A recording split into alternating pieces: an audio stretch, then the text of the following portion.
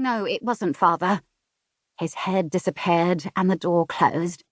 Amanda told Cook and Ellie. It was a sailor man back from Virginia. He saw my father there. He talked to him. Father is well, and he's built a house, and he thinks of us.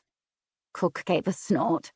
He does he? He thinks of you so much that he sails off and leaves you for 3 whole years.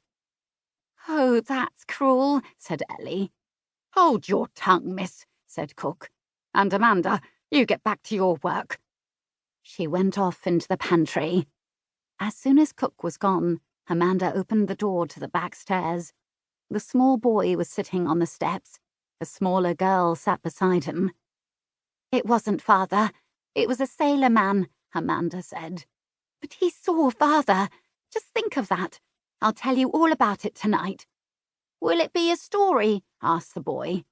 It will be like a story, said Amanda, and she shut the door. 2. A story. Mistress Trippett and all her family had had their supper. The servants had been fed. Amanda was in the kitchen alone.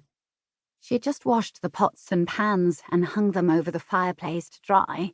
She looked in at her brother and sister on the back stairs. They were asleep. Jemmy's head was against the wall. Meg's head was against his shoulder. It hurt her to see them there, like 2 puppies that nobody wanted. Why couldn't they come into the kitchen and be warm? But Cook wouldn't have it. They'd be under our feet, she said. They've got their own room. Let them stay in it. Amanda had stood up to her. They're not to be shut away in a room all day. It's bad enough to leave them on the stairs, but at least they're next to the kitchen where they won't be so lonely.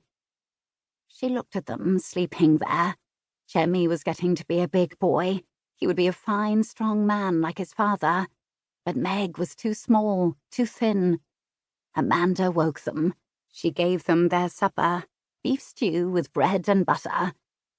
Eat, she said, while I go to Mother. Mother was in a room down the hall. Once all 4 of them had lived in the room. It had been almost like a home. Now it was a sick room. The little ones could not stay there. Mistress Trippett had put them into a tiny room in the back of the house, and they slept there at night. Sometimes Amanda slept with them. Sometimes she sat up all night, half asleep, half awake by her mother's bed. She carried a lighted candle to the sick room. Mother lay with her eyes closed. She had not left her bed since the day before Christmas. That was the day she'd fallen on the stairs.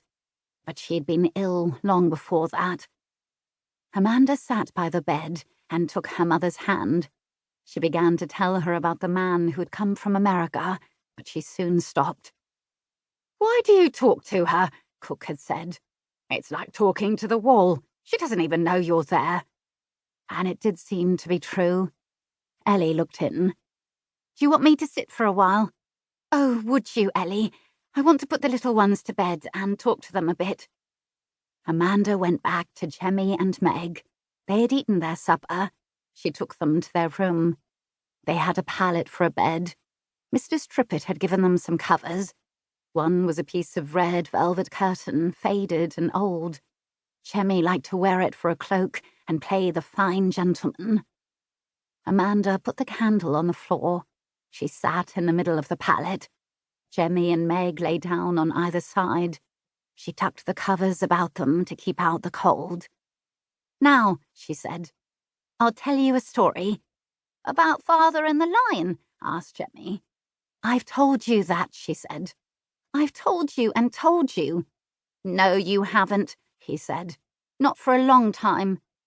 So Amanda began. Once a man came to London to seek his fortune. That's Father, said Jemmy. Yes, she said. His name was James Freebold, said Jemmy.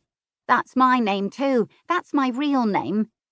He met a beautiful maiden with golden hair. That's Mother, said Jemmy. And they were married and had 3 children. 3 fine children, said Jemmy. James Freebold was a carpenter. He could build houses. Do you remember the house we used to have? He built it for us. I know, said Jemmy. Tell the story. There is a land called...